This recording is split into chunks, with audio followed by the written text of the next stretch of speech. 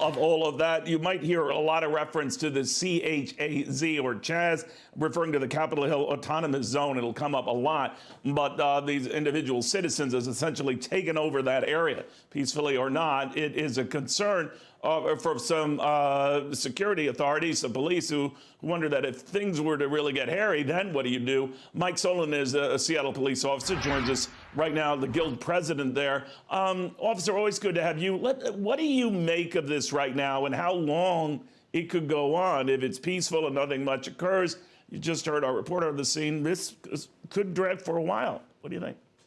Hey, Neil, thanks for having me on. Well, this is very concerning, and I think it should have everybody across the country deeply concerned, because this could metastasize across the country.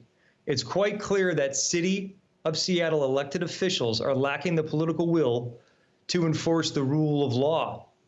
And this is the closest I've seen since being a 20-year professional of public safety service of our country to becoming a lawless state. And when you have 6, now 7 blocks of a City of Seattle-owned geography now being occupied by, some say, are still armed people, especially at night, where do we go from here? And what happens to the reasonable community in Seattle, in particular the business owners that surround that area or the residents? And we're already seeing reports come out of those residents saying they're not even allowed to have a vote or a say, and they're feeling threatened.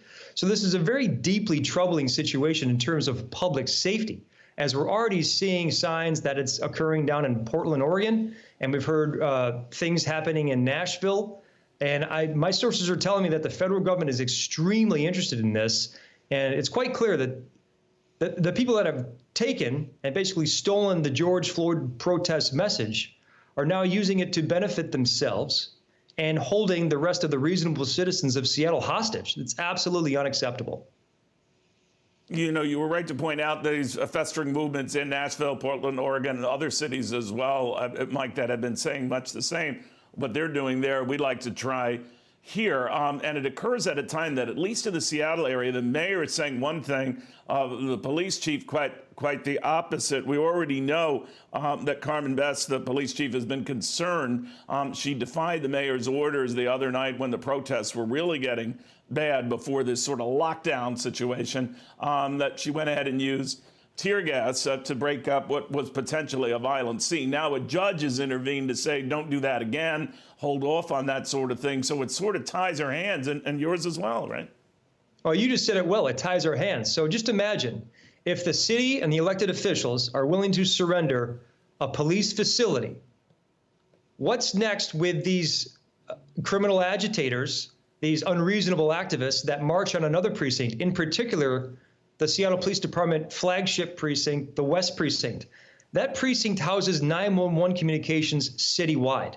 Neil, if we lose the West Precinct due to the lack of political willpower by our elected leaders, imagine, how do the reasonable citizens in Seattle expect to get police services when they call 911 for help? This is going to spread, and if we don't get someone to step in to lead and make decisions here for the good of everybody, the reasonable majority of Seattle citizens that support public safety, we're in dire trouble here. We'll watch it very closely. Mike Solan, thank you very much, and for your service and everything you're doing at trying to keep the peace there. Mike is the Seattle Police Officers Guild president. We'll be monitoring that very, very closely.